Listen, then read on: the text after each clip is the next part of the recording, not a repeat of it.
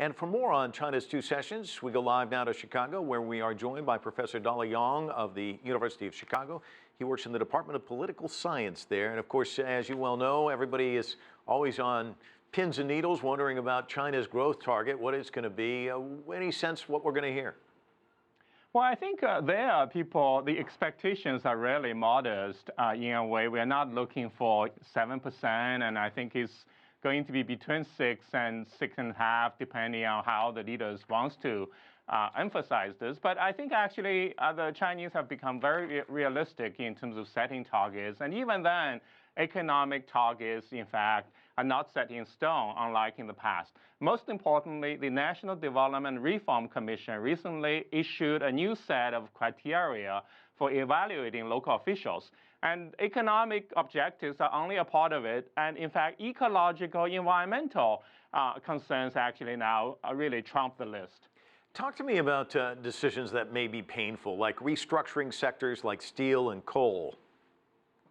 Well, those are very, of course, China has a dramatic capacity expansion in those areas. So in that sense, actually, the greater the competition, everybody has difficulty surviving. But at the same time, there's a lot of pollution coming out of those industries, especially in the areas surrounding Beijing. So at this point, the two concerns are combined. On the one hand, the leadership wants to reduce the inefficient factories. And in fact, quite a few of them were closed down last year. But at the same time, environmental concerns have also risen.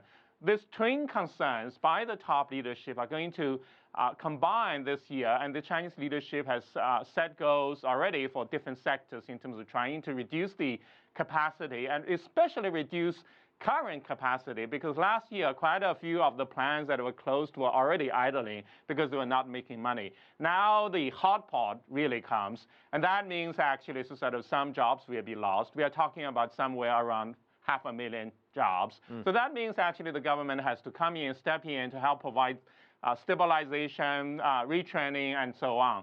And there are also tax and other benefits available. So those are very tough decisions, especially as profits are beginning to look up in some of those sectors. So local officials are less willing to part their ways with those factories.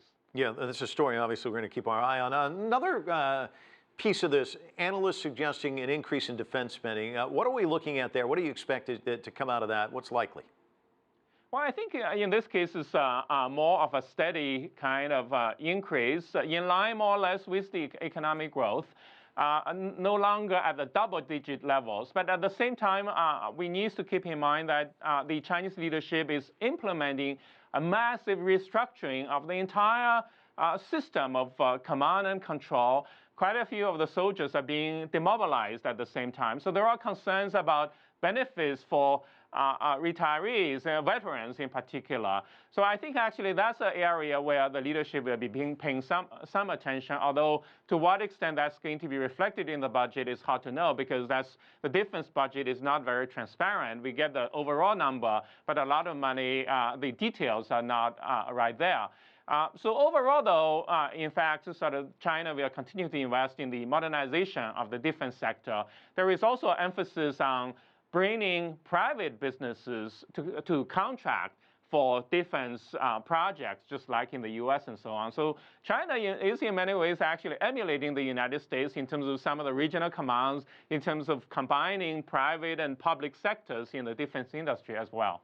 You know, we don't have a lot of time, but I have to ask you about the zombie companies. There's a lot of talk that perhaps as many as 10,000 could be closed. Are we likely to see that as well?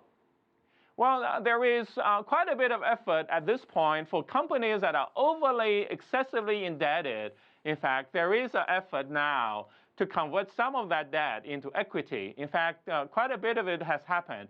When banks cannot get much out of the zombie companies, maybe they have to console themselves with some equity. But it's not the best solution in a way. It's a necessary solution for some of those zombie companies and for the banks as well. Professor Dali Yang joining us from the University of Chicago. Thanks so much.